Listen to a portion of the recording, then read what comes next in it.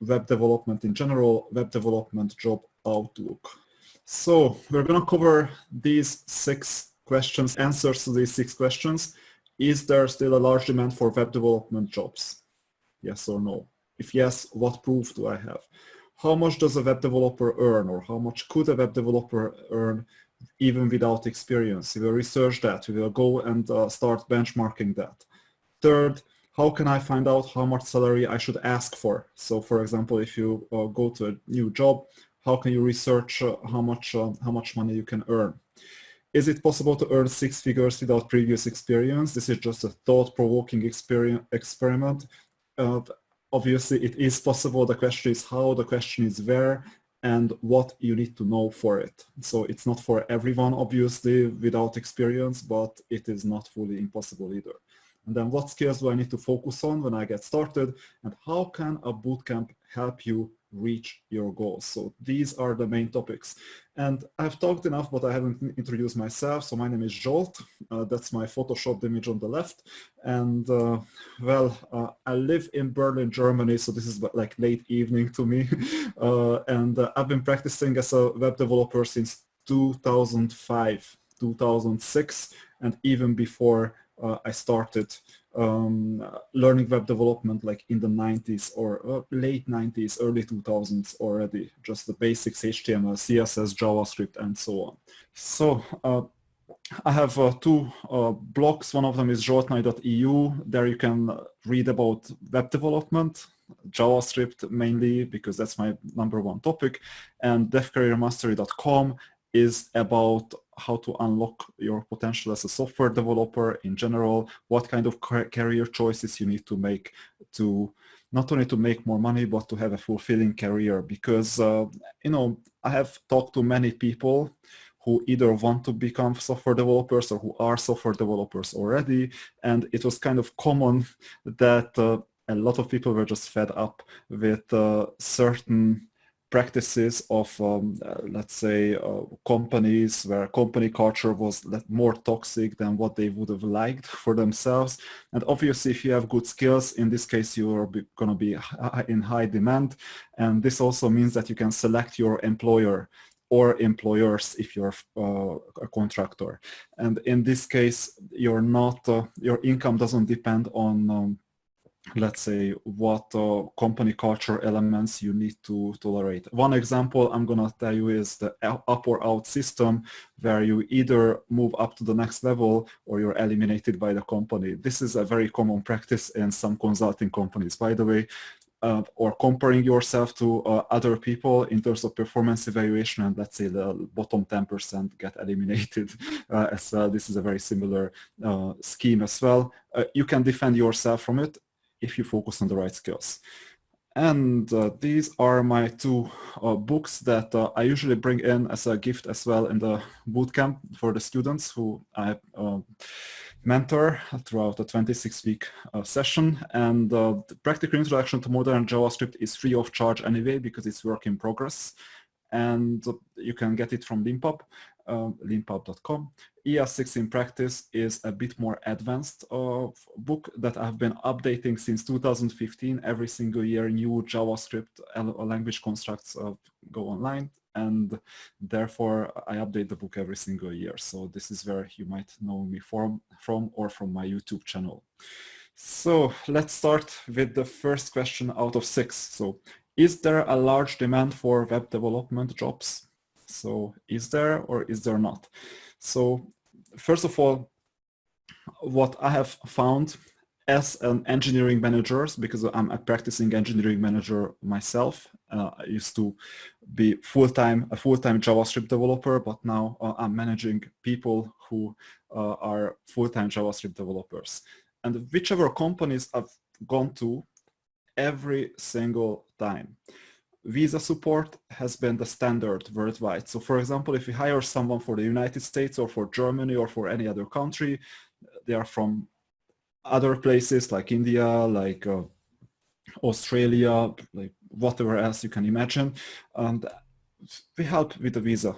So they move to another country, and the reason why we help is that the market is so hot that sometimes it's a real situation that they sign a contract. So a candidate signs a contract with the company, and then during the signature and the first day, the candidate just says, oh, I've changed my mind, I don't want to join because I found another offer.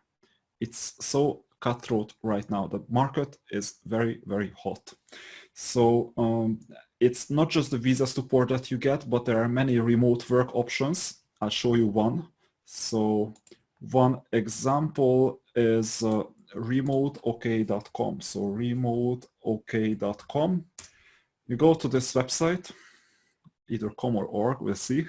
So you go to this website and you will see remote jobs, sometimes for 6 figures.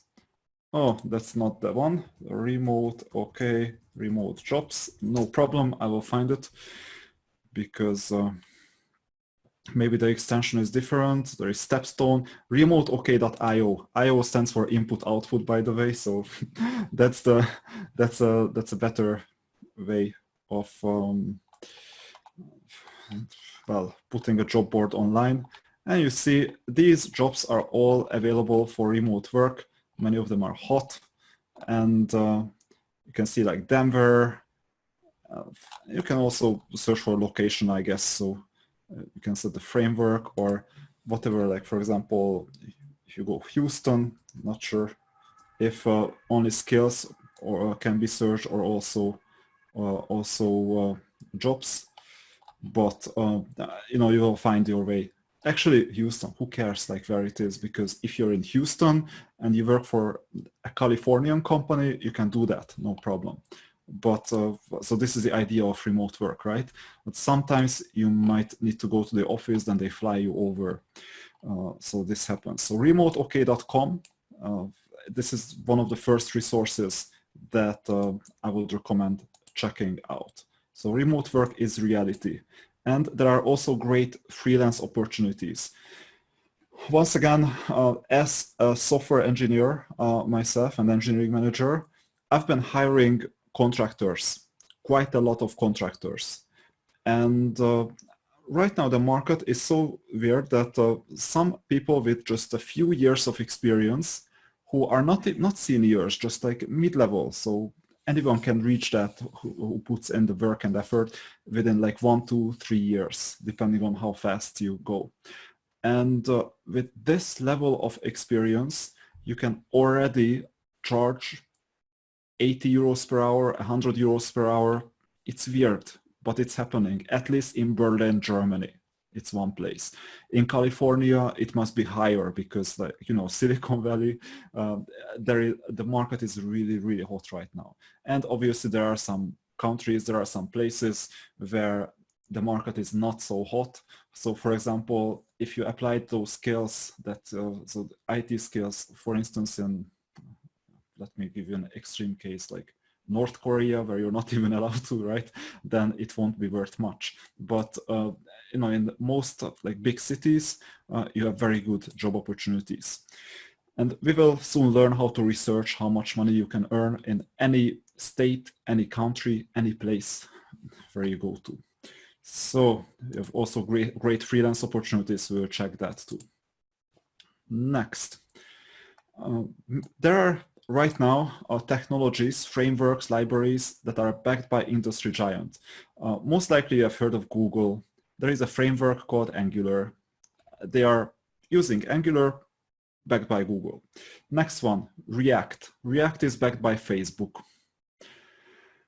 React is also a library that I teach to all my Bootcamp students, and it's a very popular, very good library. Bootstrap, the third one, it has been invented by Twitter. So, you know, there are these giants. Or we write code using Visual Studio Code. That's an integrated development environment. So it's very much like a text editor, but for writing programs. That's backed by Microsoft. GitHub is where people tend to upload their so-called source code. So the source code is what you write and what contains the description of how your program operates step by step. That's also hosted by Microsoft. So Microsoft is backing this. Then you have Google Chrome, you know, the browser that you might be using. And there is this thing called Google Chrome Developer Tools that's also backed by Google. Then you have Google Maps, then you have YouTube, which also has something to do with Google, and so on. So I could continue this. You know, big established companies create developer-friendly solutions to do your job better and faster. So there has never been a better time to be a software developer. It's going so far that even artificial intelligence solutions, are available to you. That if you want to get some computing power, no problem, you can just pay for it as you use it for, let's say, 10 minutes, or maybe you need it more for a couple of hours, and you pay a couple of dollars for it, and then that's it. You get your solution. Previously, it was just a privilege of the best companies who could get access to all these. Great. So next thing, JavaScript developers are the hardest to hire. I know, I'm hiring JavaScript developers myself. Maybe I'm a bit biased, but I just checked the source that says which languages do employers look for in an industry. JavaScript is at the very top. Java is going down actually, and Python is catching up. And JavaScript is the hardest to hire right now. I would like to show you a couple of things. First of all, I think that there was a small, so the source is here, it's dux.com/blog/development-trends/JavaScript. Developers are the hardest to hire. So if you read that, you will see quite a lot of interesting facts about hiring in general. So let me visit this site so that you see that I didn't come up with this bar chart, or not, yeah, bar chart myself. It's in there, dux.com. They are dealing with freelancers. This was the next slide that I was about to show for React developers. And well, let's see. JavaScript at the very top. So they are highly in demand, JavaScript developers. Framework-wise, look at React. I mean, this must be something like 2019, because now Angular is not that much in demand as it used to be. So we're focusing on React ourselves as well. This is the demand, the white part, and this is the amount of React developers available. And there is a gap that needs to be filled. And if you want to become a web developer, I encourage you to contribute to filling this gap. So it's a very, very lucrative thing to do, to learn web development. And if you go to even Google Trends, it's another. So let's see what's worth learning. So trends.google.com/trends, and here you can enter some keywords. Let's enter JavaScript. So we're not going to research Taylor Swift versus Kim Kardashian. I can see that some other people search for that. We're going to learn JavaScript, the programming language, or we're going to search for JavaScript, the programming language. And you can see how JavaScript popularity evolved, not in the past 12 months, but like since 2004. Well, that's the current chart. It has stabilized for a while. Now, let's see Python. So Python, programming language, it's moving up. So as you can see, Python overtook JavaScript already. And we're also learning Python, by the way. Popularity-wise, it's very important. We're doing United States only, so in the whole world, it might be a bit different. And I told you that Java is losing popularity. So Java, the programming language, let's see, the yellow one. You see that Java was very much at the top, and it has been in a downtrend since like 2005 or so. Oracle took over Java, and it's not that lucrative anymore. So see that we're betting on Python, JavaScript, and also on web development, and there is a bright future of web development in general.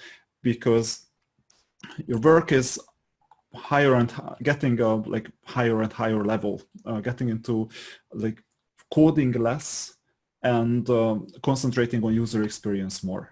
So it's a very interesting combination and a very lucrative combination. So this was the second part of that Dax.com article that I showed you there. I identified this React gap on the third column that's worth focusing on. And that was the first part. We could find many different statistics that back up that web development salaries are rising like crazy. In fact, I'm going to help you research that as well,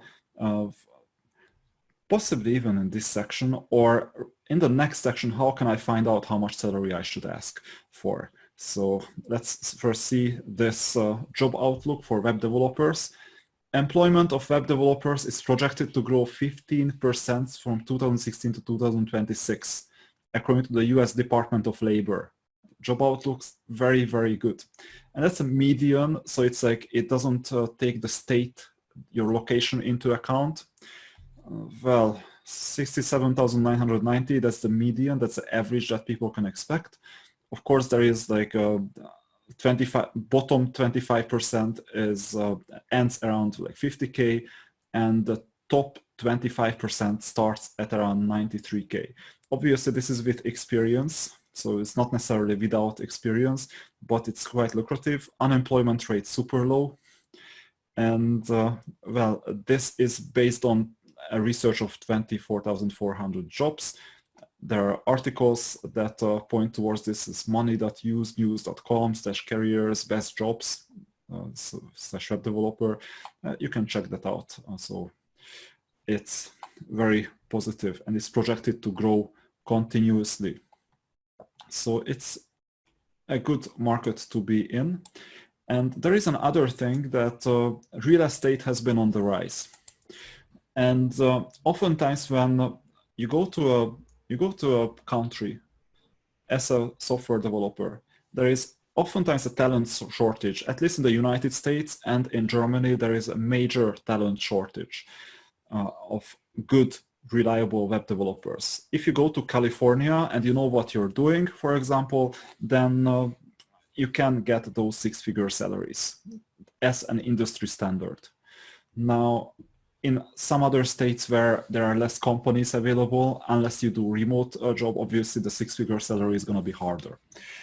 But still, jobs are quite lucrative. And if you want to check out what your salary expectations should be, you can do something like junior web developer Texas salary, like this. And then it's going to move you to payscale.com, I think. So I'm going to ignore Glassdoor for now. And well, it seems Payscale is not ranking that well because it's only at the bottom of the page. But anyway, you can add Payscale to the search expression. And there you go. For example, Austin, fair enough. It's like Austin, Texas, average web developer salary. Of course, I accept the cookies, but please show the great. So average is 59K plus bonus plus profit sharing. So it's like already 68K or so. That's the median.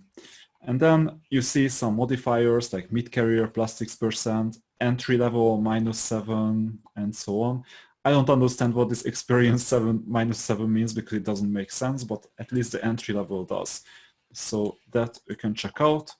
And also there are some other modifiers based on skills. Well, don't fully believe in like these, just try to get an average of what makes sense. And there you have some examples, like junior web developer, content manager in Austin, Texas. Let's check what you can get.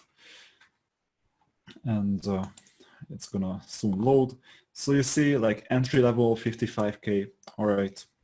I mean, you have to start somewhere to learn, right?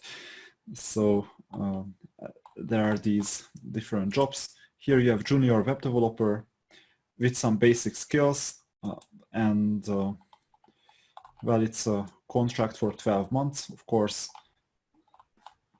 and here you can read your responsibilities and so on. Unfortunately, they request some experience, but it's not something that that you cannot learn yourself. It sounds a bit, I know, hard, like waterfall methodologies and so on, but it's by far not as complicated as some people want you to believe. Well, in this job ad, they just want to make sure that you know more or less what you're doing, and you're able to work with a team. So if you go to PayScale, you can research quite a lot of stuff. Per city, per state, per country. You can check your experience, like early career, and so on. So you can do all these things. So remember, the first resource I recommended was remoteok.io for remote jobs. The second one, I'm not logging into PayScale, but you know, you have a lot of data on payscale.com where you can research what a proper salary range is per state or per city. Be careful with one thing though, so just one thing. And that one thing is that oftentimes you have to adjust your salary expectations with respect to how the market is going. I mean, real estate market. I live in Germany, as I said before, and here real estate is moving up like crazy. I mean, not like just 1% plus 2%, whatever. No, like 10%, like 15%. And it's like really, really crazy. And software developer salaries tend to offset that as well, or follow the price in real estate, because if real estate moves up, then also the salary expectations of software developers have to move up because they have to pay the rent, right? And if the rent costs like not $1,000 but $1,500, for example, then the salaries have to take this into consideration, especially in a high-tax country like in Germany, where you pay like half your income as taxes. So it's like it's really worth considering. And in the United States as well, same thing. As salaries move, or as real estate moves up and down, there is a chance that you can see 59,000 here, but if housing costs are a lot higher than 2 years ago, and this is an average on the like last 2, 3, 5 years, then you have to add some percentage to it, like 10%, 20%, whatever you think based on the housing prices, and just figure and just ask for more money. Now, asking never hurts. So asking for more money and getting a no is just a data point that one person didn't want to hire you for that amount of money, because obviously they need to make a profit on your work, right? So I would encourage everyone to experiment with salaries in general, and it's not like you have one opportunity in life to get hired. You always have others. So that's the job outlook. It's quite good right now. And getting back to this question, how much does a web developer earn? These are some amounts. I will show you another resource, and then I'll speed up with the other questions, but this is important, levels.fyi. So levels.fyi is one of my favorite resources because there you can see the big ones, the giant companies like Google, Facebook, Microsoft, and so on. And there you can see some shocking amounts like 300,000, 500,000. If you go to distinguished engineer, for example, I'm quite certain you have, 1,007,500. Okay, so this is like 1 in 100,000 developers maybe. So don't get carried away by this, that you can earn millions, and this presentation is not about telling you that, you just need to learn the basics of web development and you will be a millionaire. No, it's not about that. It's just, this is possible if you really invest your time and energy, not the time, rather the energy and dedication into being a cutting-edge software developer. Those who earn these amounts of money, like senior stuff, 600K, or stuff, 400 something K, these are California data mainly, I think, but that's another story. So these amounts, those people are not on this level just because of the money. They are on this level because they wanted to become professionals, the best professionals that they can be. And as a side effect, they make more money. If people are just chasing the higher salaries, the higher pay in itself, but they don't care about web development, they don't care about creating applications, sites, apps, whatever else, then possibly the maximum that I would well, think that can be reached without liking what you're doing is like level 3, level 4, maybe level 5, but it's very unlikely. But already in level 3 entry, it's like there are some very high salaries. It's like the base salary is usually low, and then there is a stock and there is a bonus component. So it's obviously the stock market is doing really well, so this can be a lot less sometime later, so who knows.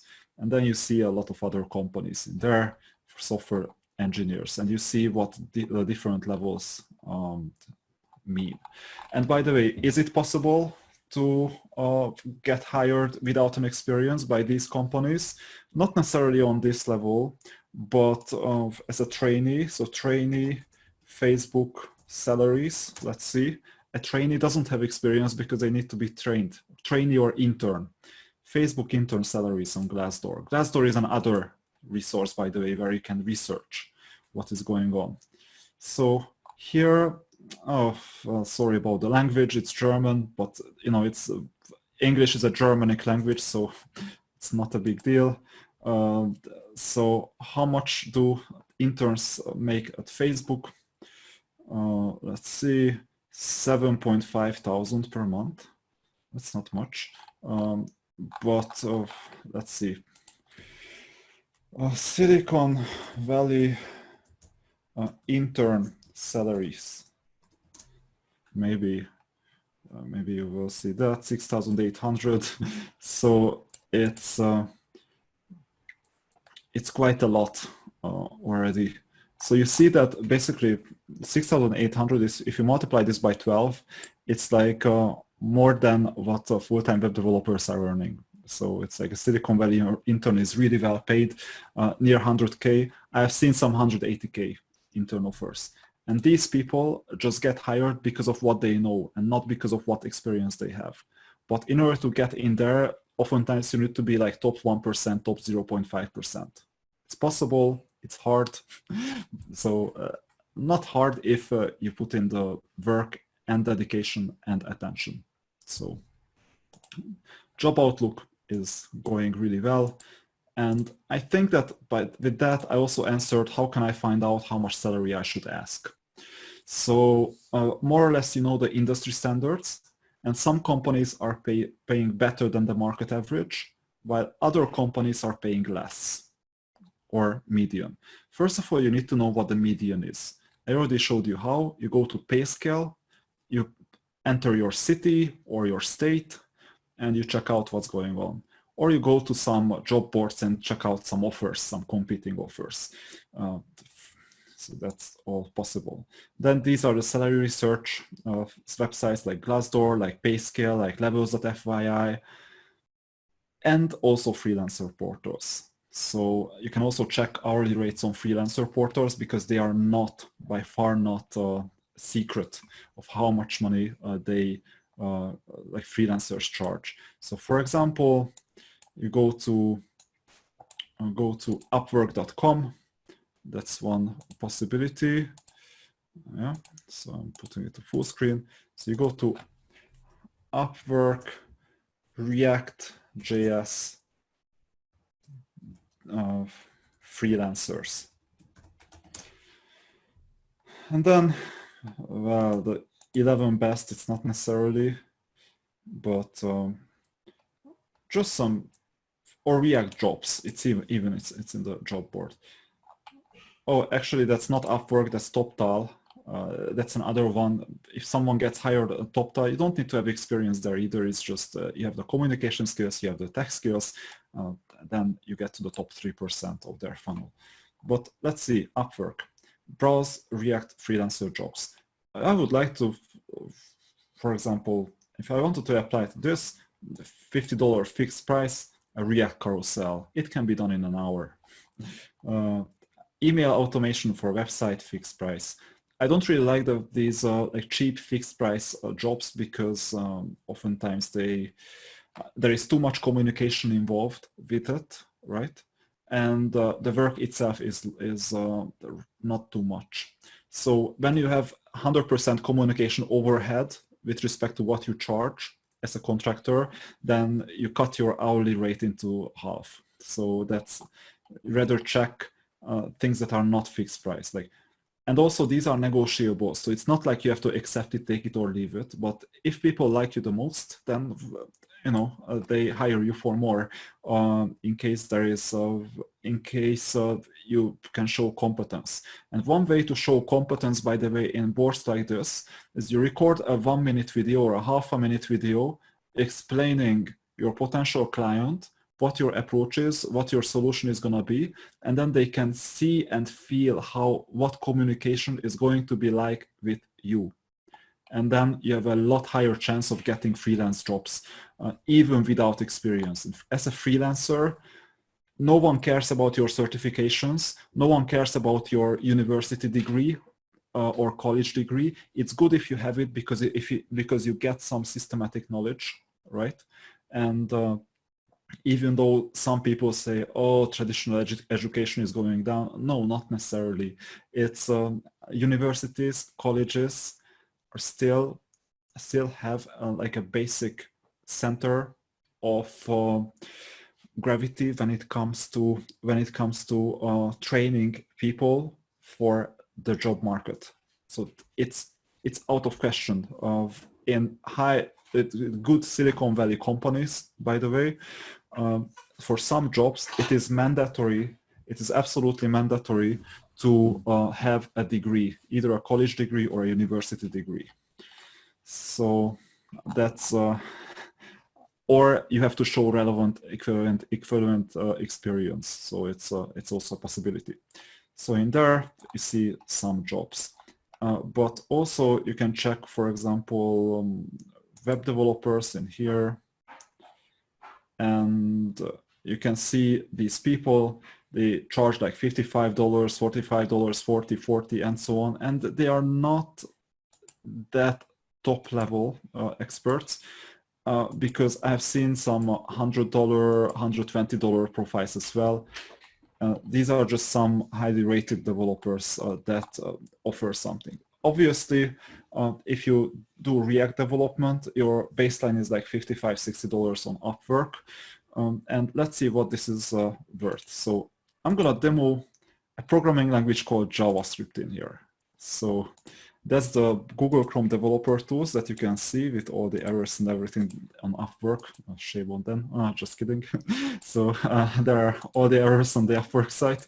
So in here, there is this console, and you can do some fancy stuff. So for example, document.body.inner HTML equals hello, like this. And then you see that the hello is in here.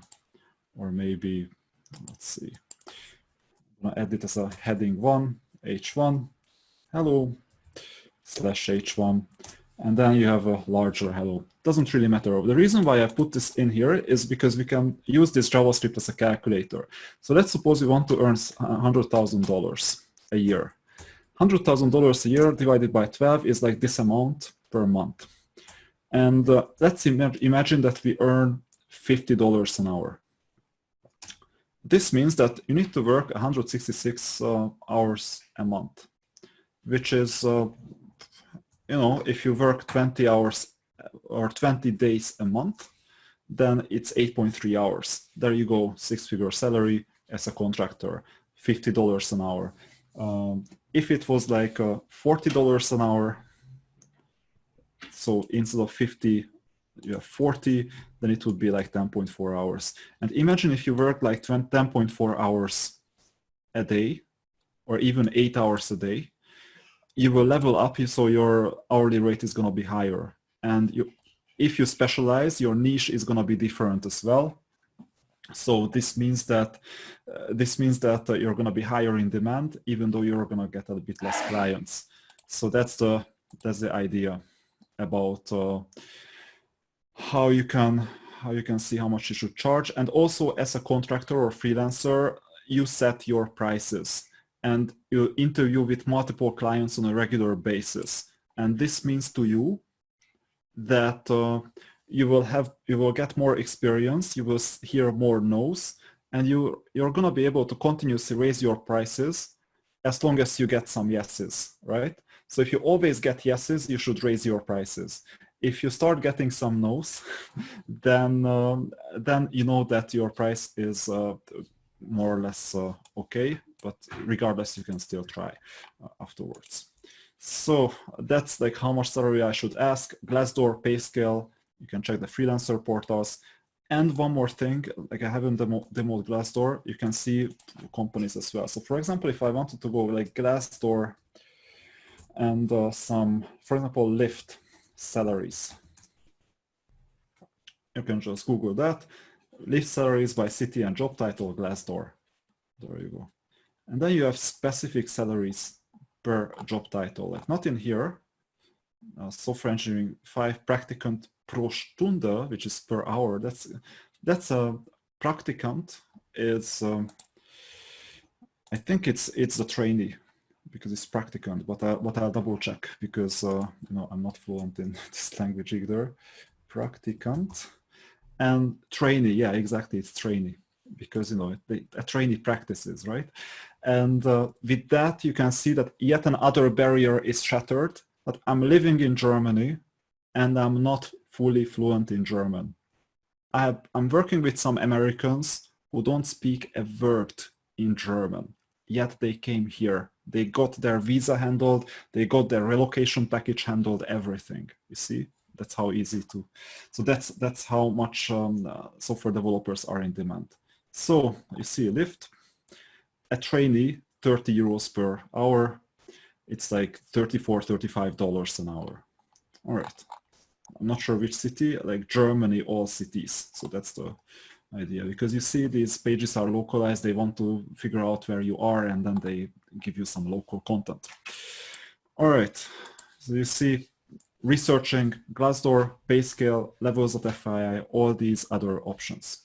All right, next one. So that's the 6 figures. And obviously there is also this chicken and egg problem, because to get a job or a gig, you need to show experience, but to get an experience, you need to find a job. So the solution is that you have to impress your future employers, and therefore you need to get a cutting edge portfolio. So if you don't have an experience, you need to get a portfolio ready. So this is important, and the portfolio is one of your best investment that you can make in yourself, because otherwise, if you didn't, then no one would know much about you. So in case of a portfolio, it's another typical issue that people don't know what to put in a portfolio, whether you have to have like 10 projects, 20 projects. And this is oftentimes an entry barrier, because when will you be completed by 20 projects if you haven't even started, right?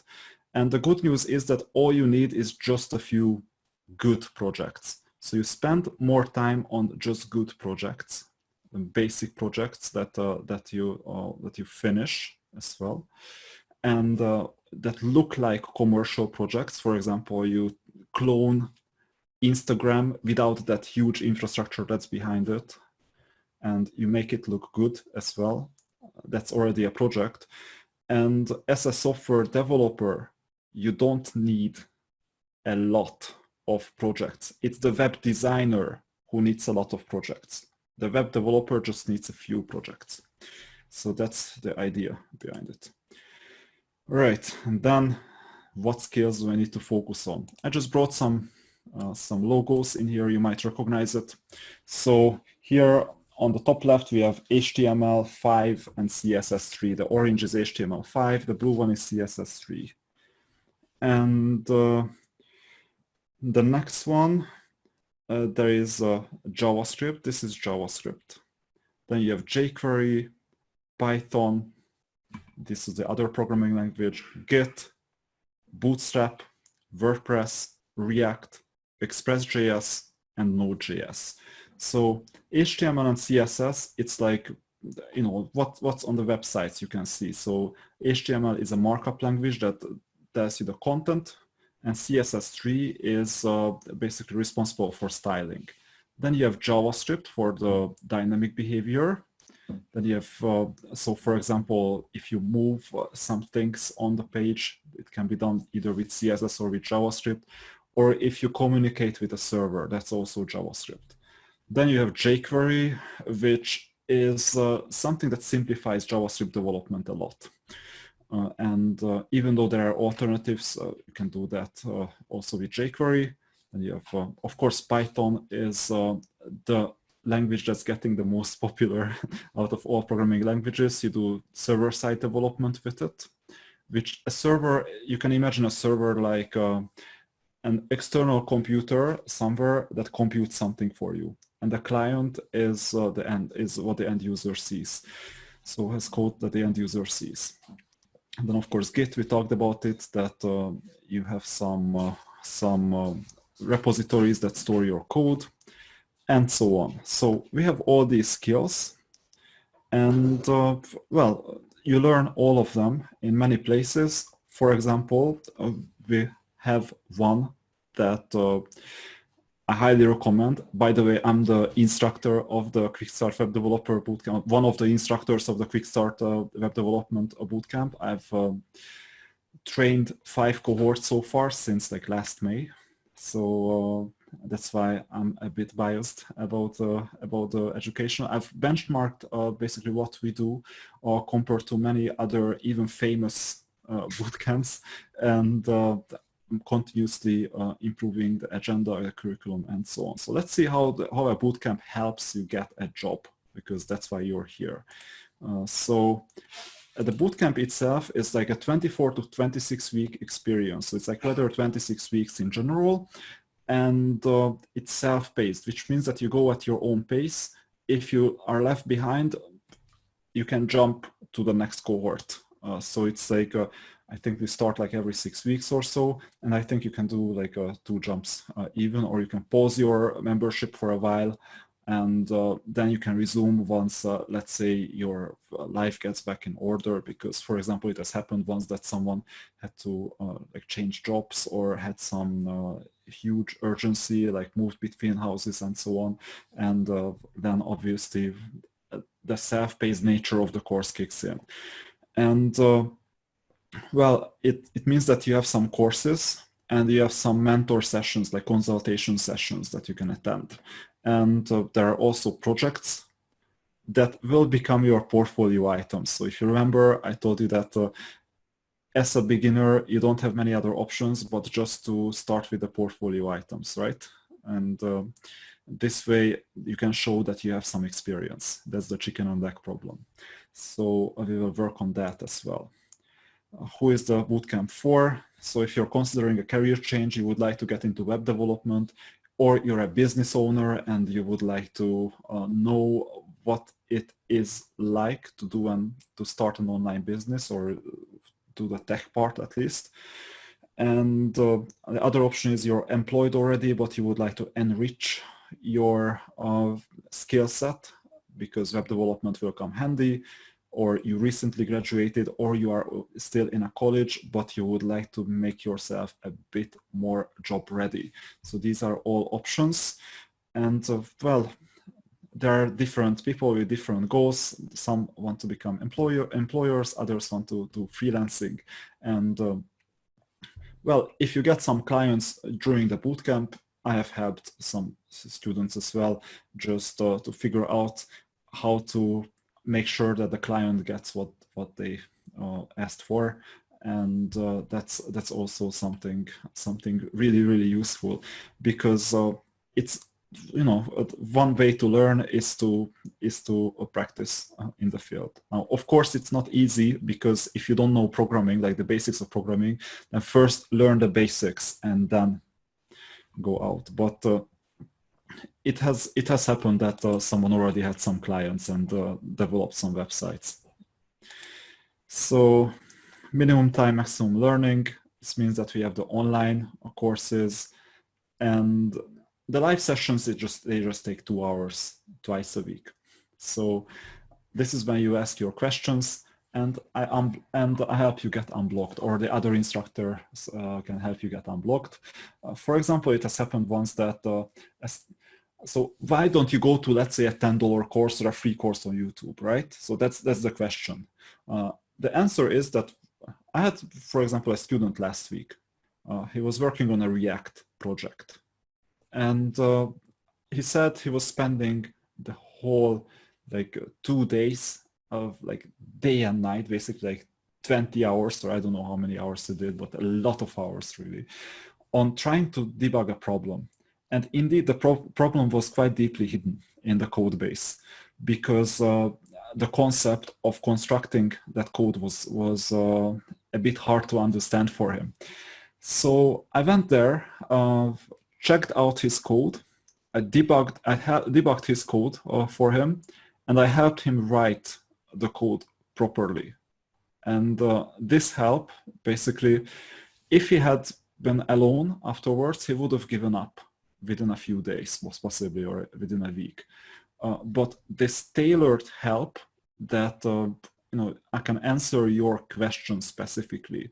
I can show you what you're doing wrongly right now, what the next step is for you to learn, and how you can correct your code, and not a generic answer that you can see, for example, in a YouTube video, is one of the main values of the bootcamp. So that's why we're doing this. By the way, here you have 15 to 25 hours of learning. I would recommend do at least 20 hours. You will not regret it every single week, because it's not like you just go in and then you hope that something will happen, that knowledge will like somehow wander in your mind. It takes some work, so make sure to do that. And yeah, these are the topics that we're gonna learn, either as mandatory or as bonus materials. So there are all these. Most of them are mandatory. I'm just making Angular a bonus because there is a learning curve to it, and React and Angular are substitute technologies. That's the reason. But besides that, the rest are very much mainstream technologies. Maybe Express.js versus the Python Django. Django is not even in here. So versus Python, Django, and Flask, rather Flask. They are also substitute technologies on some level, but you will get the courses from all of them. If you have questions, either me or the other instructors answer them, so you have everything you need to move ahead. And the outcomes, obviously, you will learn the fundamentals of web development. You will get interactive websites that they are called web applications, where you can interact with the users. You will learn how to build aesthetic mobile-first websites, so websites that look different on mobile and on desktop, different screen sizes. You'll do application development and also server-side development, because full-stack developers tend to earn more and they are more in demand than just client-side developers. So that's the idea.